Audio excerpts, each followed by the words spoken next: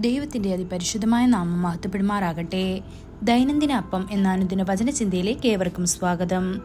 ഇന്ന് നോഹയുടെ അജ്ഞാത ഭാര്യ എന്ന വിഷയത്തെ ആസ്പദമാക്കി ചില കാര്യങ്ങളെ നമുക്ക് ചിന്തിക്കാം. അതിനാധാരമായ ഒരു വാക്യം വായിക്കാം. എബ്രായർ 11 അധ്യായം 7 വാക്യം. വിശ്വാസത്താൽ നോഹ അതുവരെ കാണാത്തവയെക്കുറിച്ച് അരുളപ്പാടുണ്ടായിട്ട് ഭയഭക്തി പൂണ്ട് തൻ്റെ കുടുംബത്തിൻ്റെ രക്ഷയ്ക്കായിട്ട് ഒരു പെട്ടകം തീർത്തു. അതിനാൽ അവൻ ലോകത്തെ കുറ്റം വിധിച്ച് വിശ്വാസത്താലുള്ള നീതിക്ക് അവകാശിയായി തീർന്നു. ദൈവപുരുഷനായ നോഹ ഉണ്ടാക്കിയ പെട്ടകം പുതിയ നിയമ കാലഘട്ടത്തിൽ ക്രിസ്തുവിലൂടെയുള്ള വീണ്ടെടുപ്പിൻ്റെ മുൻനിഴൽ പോലെയാണ്. പഴയ നിയമത്തിലും പുതിയ നിയമത്തിലും നോഹയുടെ പേര് പ്രധാനമാണ്. നോഹയുടെ പുത്രന്മാരെയും അവൻ്റെ സന്തതികളെയും കുറിച്ച് നാം തിരുവെഴുത്തുകളിൽ പലതവണ വായിച്ചിട്ടുണ്ട്. എന്നാൽ നോഹയുടെ ഭാര്യയുടെ പേര് തിരുവെഴുത്തുകളിൽ പരാമർശിച്ചിട്ടില്ല. അവൾ നീതിമാനായ നോഹയുമായി ഐക്യപ്പെട്ടു. എല്ലാ മേഖലകളിലും അദ്ദേഹത്തിന് സഹായകരമായിരുന്നു. അവൾ ഇയ്യോബിൻ്റെ ഭാര്യയെപ്പോലെ ആയിരുന്നില്ല. ദൈവത്തെ നിന്ദിക്കുക, നിങ്ങളുടെ ജീവൻ വിടുക എന്ന തരത്തിലുള്ള കടുത്ത വാക്കുകൾ അവൾ ഒരിക്കലും സംസാരിച്ചിട്ടില്ല. പെട്ടകം പണിയുന്നതിൽ അവൾ നോഹയെ എല്ലാവിധത്തിലും സഹായിച്ചിരിക്കാം.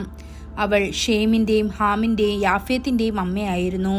മരുമക്കളുമായി നല്ല ബന്ധമായിരുന്നു. അവൾ കുടുംബത്തോടൊപ്പം പെട്ടകത്തിൽ പ്രവേശിച്ചു.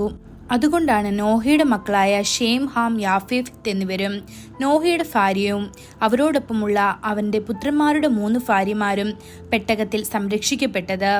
ഇത് ഉൽപ്പത്തി പുസ്തകം 7 അധ്യായം 13 വാക്യത്തിൽ നമുക്ക് കാണാൻ സാധിക്കും. നിങ്ങൾ ക്രിസ്തുവിൻ്റെ പെട്ടകത്തിൽ പ്രവേശിക്കണം. ഒറ്റയ്ക്കല്ല, നിങ്ങളുടെ മുഴുവൻ കുടുംബത്തോടൊപ്പം. നിങ്ങളുടെ കുടുംബാംഗങ്ങളുടെ എല്ലാ പേരുകളും ജീവന്റെ പുസ്തകത്തിൽ എഴുതുകയും സ്വർഗരാജ്യത്തിൽ കണ്ടെത്തുകയും വേണം. ദാവീദിനെ പോലെ നിങ്ങളും ധൈര്യത്തോടെ പ്രഖ്യാപിക്കണം. നന്മയും കരുണയും എൻ്റെ ആയുഷ്കാലമൊക്കെയും എന്നെ പിന്തുടരും. ഞാൻ യഹോവയുടെ ആലയത്തിൽ ദീർഘകാലം വസിക്കും എന്ന് സങ്കീർത്തനം 23 അധ്യായം 6 വാക്യത്തിൽ കാണപ്പെടുന്നത് പോലെ. യോശുവെ പോലെ എന്നാൽ ഞാനും എൻ്റെ കുടുംബവുമോ ഞങ്ങൾ യഹോവയെ സേവിക്കും എന്നും യോശുവ 24 അധ്യായം 15 വാക്യത്തിൽ പറയപ്പെടുന്നത് പോലെ പ്രഖ്യാപിക്കാനും കുടുംബമായി കർത്താവിനെ സേവിക്കാനുമുള്ള ദൃഢനിശ്ചയം നിങ്ങൾക്കുണ്ടായിരിക്കണം. സൂചിക്ക് താഴെയുള്ള ഒരു നൂൽ പോലെ നോഹയുടെ ഭാര്യയ്ക്ക് നോഹ ചെയ്ത എല്ലാ ജോലികളിലും ഒരു ധാരണയുണ്ടായിരുന്നു. ശുശ്രൂഷയിൽ സംഭാവന നൽകി അവളുടെ ഭർത്താവിനോടും പുത്രന്മാരോടും മരുമക്കളോടും കൂടെ ദൈവത്തിന്റെ പെട്ടകത്തിൽ പ്രവേശിച്ചു.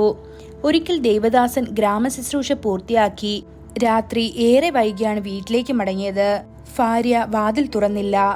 അങ്ങനെ അദ്ദേഹം ഹൃദയം തകർന്നു. ഒരു സത്രത്തിൽ രാത്രി ചെലവഴിക്കുന്നതിനെ കുറിച്ച് ചിന്തിച്ചു.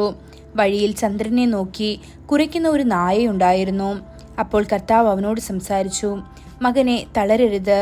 കുരച്ചാലും ചന്ദ്രൻ അതിൻ്റെ സൗമ്യമായ പ്രകാശം പരത്തുന്നത് പോലെ നിങ്ങൾ എൻ്റെ ജോലിയിൽ തുടരണം. ദൈവമക്കളെ, ദൈവദാസരായ നിങ്ങളും ഞാനും നമുക്ക് ലഭിച്ച ക്രിസ്തുവിൻ്റെ വെളിച്ചം നമുക്ക് ചുറ്റുമുള്ള ആളുകൾക്ക് പ്രകാശിപ്പിക്കണം. ഈ വചനങ്ങളാൽ ദൈവം നമ്മെ ഓരോരുത്തരെയും അനുഗ്രഹിക്കുമാറാകട്ടെ. കൂടുതൽ ധ്യാനത്തിനുള്ള വാക്യം ഉൽപ്പത്തി പുസ്തകം 6 അധ്യായം 9 വാക്യം.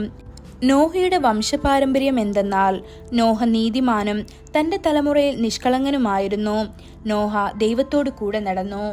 ഇന്നത്തെ ബൈബിൾ വായന രാവിലെ ഏഷ്യാവ് 14, 15, 16 അധ്യായങ്ങൾ. വൈകുന്നേരം എഫീസ്യർ 5 അധ്യായം 1 മുതൽ 16 വരെയുള്ള വാക്യങ്ങൾ. ആമേൻ.